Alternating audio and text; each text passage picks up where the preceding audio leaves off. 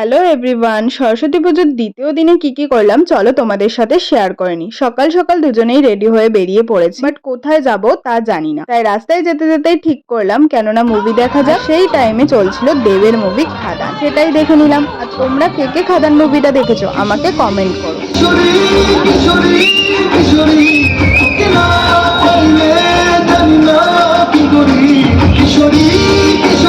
অনেকদিন পর আবার সিনেমা হলে এরম একটা দারুণ বাংলা মুভি দেখলাম।